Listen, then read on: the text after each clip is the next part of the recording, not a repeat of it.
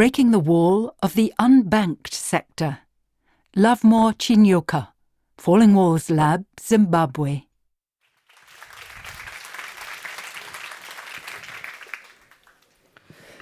This is Sarah.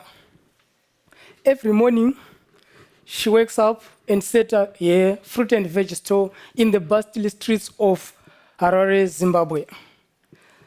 Sarah makes about $40 a week, which is barely enough to take care of her 2 kids. When a child falls sick, Sarah is forced to borrow from a loan shark at an interest rate of 50% per month. 50% per month. The system is against Sarah. Sarah's story is not just folklore. She is among the billions who are financially excluded globally. It is estimated that 60% of the global economy is in the informal sector, and that translates to 2 billion unbanked people. Which of those 2 billion people, 90% lacks insurance. Ladies and gentlemen, this is the reality of the world that we are living in.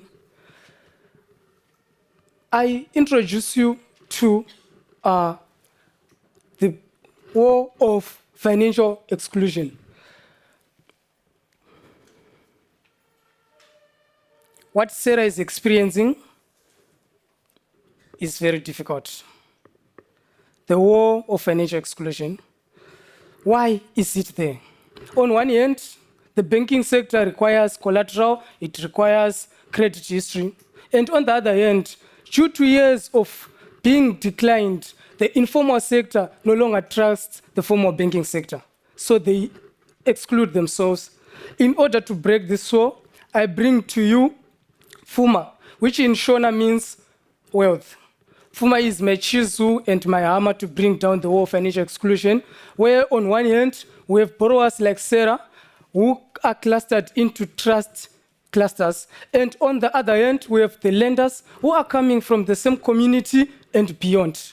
And this platform utilizes insurance to ensure that there's trust between the borrowers and the lenders. It also utilizes mobile wallets, social media, as the rails that are used to move funds from borrowers to lenders. And also, these 2 rails are utilized to gather the data that is needed to quantify the risk correctly and ensure that it is properly priced for the borrowers and the lenders.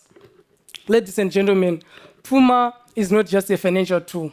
Fuma is a tool to bring humanity into finance.